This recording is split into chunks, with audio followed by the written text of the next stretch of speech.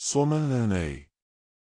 ጾመ ሰባ ነነዌ የነነዌ ሰዎች ጾም የሦስት ቀን ጾም የጾሙት በነነዌ ይኖሩ የነበሩ ሰዎች ናቸው። ከተማዋም ነነዌ በጤግሮስ ወንዝ ዳርቻ የምትገኝ ስትሆን መስራቹም ናምሩድ ነው። ዘፍጥረት 10:11 እስከ 12 ጥንታዊቷ የነነዌ ከተማ ለአሦር መነሻ የሆነች እጅግ ሰፊና ያማረች የቅጥሯ ርዝመትም 12 ኪሎ ሜትር የሚሸፈን ነበር። በከተማዋም ጉሰን ሕንፃዎችን ገንብቶ ነበር። ዮናስ 4:11 በዚያ ዘመን የነበሩ የነነዌ ሰዎች ኃጢአታቸው በዝቶ እግዚአብሔር ሊያጠፋቸው ሲል ዮናስ የስሙ ትርጓሜ ርግብ የሆነ በዳግማዊ ኢዮርብዓም ዘመነ መንግሥት የነበረ ነቢይን ቸርነትና ምሕረቱ የማያልቅበት እግዚአብሔር መክሮ ዘክሮ እንዲመልሳቸውና ንስሐ እንዲገቡ ነቢዩ ዮናስን ወደ ነነዌ ሕዝብ ላከው። ሉቃስ 11:30 ይህ ነቢይ መኖሪያው በገሊላ በጋቲፌር ድንበር ከተማ ነበረ። አባቱም አማቴ ይባላል። በዚያን ጊዜ ኢዮርብዓም ሶርያውያንን አባሮ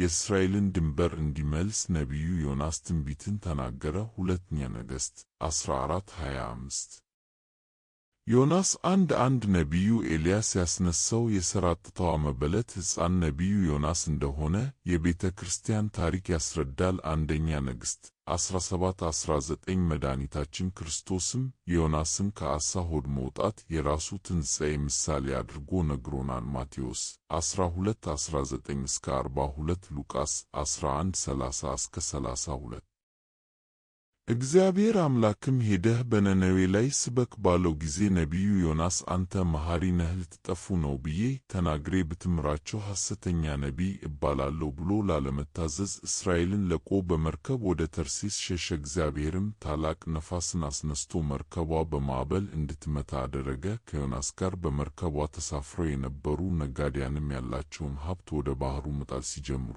ዮናስ ተገንዝቦ ማዕበሉ በእኔ ምክንያት የመጣ ስለሆነ ንብረታችሁን ሳይሆን እኔን ወደ ባሕር ጣሉኝ ብሎ ተማጸናቸው። እነርሱም ስለዚህ ሰው ነፍስ እንዳንጠፋ ንጹሕም ደም በእኛ ላይ እንዳይደረግብን አይሆንም አሉ። ወደ ባሕሩ ለመጣል ዕጣ በተጣጣሉ ጊዜም ዕጣው በዮናስ ላይ ስለወጣ ነጋዴያኑ ዮናስን ወደ ባሕሩ ጣሉት። ወዲያውኑ ከእግዚአብሔር ዘንድ የታዘዘ ታላቅ ዓሣ አንበሪ ዮናስን በአፉ ተቀብሎ 3 ቀንና 3 ሌሊት አሳድሮ ወደ ነነዌ ያደረሰው። እግዚአብሔር የቅል ተክልን ምሳሌ በማድረግ ቅጠሉ በመድረቁ ዮናስ ባዘነ ጊዜ አንተ ላልደከምክበትና በአንድ ቀን በቅሎ ላደገ ቅል ስታዝን እነሆ በታላቂቱ ነነዌ ከተማ ያሉ ከ120,000 በላይ ሕዝብ የእጄ ፍጥረቶች ስለሆኑ ያሳዝኑኛል በማለት ነቢዩ ዮናስም ውሸታም ላለመባል መኮብለሉ ስህተት መሆኑን አስረድቶታል። ዮናስም ነነዌ መሬት ላይ መድረሱን ባወቀ ጊዜ ከእግዚአብሔር መሸሽ አለመቻሉን ተረዳ።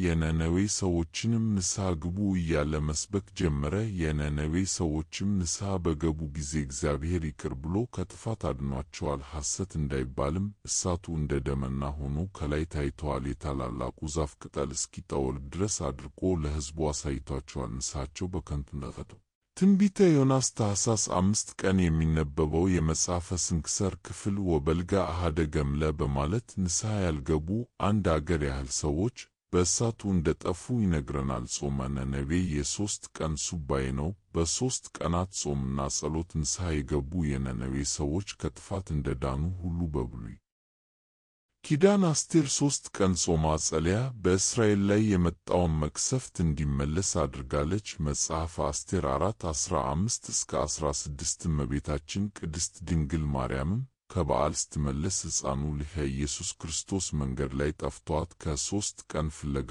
በኋላ በቤተ መቅደስ አግኝተዋለች። ሉቃስ 2:46 ጌታችን መድኃኒታችን ኢየሱስ ክርስቶስም ለሄሮድስ በሰጠው ምላሽ መልስ 3 ቀን የሱባኤ ፍጻሜ መሆኑን ገልጿል። ሉቃስ 13:32 ጾመ ነነዌ የእግዚአብሔርን ቸርነትና መሐሪነት የምናስታውስበት ጾም ነው። ይኸውም እኛ ፍጡራኑ በበደልን ጊዜ ፈጽሞ ከማጥፋት ይልቅ ምክንያት ፈልጎ እንድንድን ያደርገናል። ዮናስ ለስብከት ፈቃደኛ ባይሆን እንኳን እግዚአብሔር በተለየ ጥበቡ እንዲሄድ አድርጎታል። በእርግጥ እግዚአብሔር የሚልከው ነቢይ አጥቶም አይደለም፣ እርሱን ጭምር ሊያስተምረው ስለፈለገ እንጂ።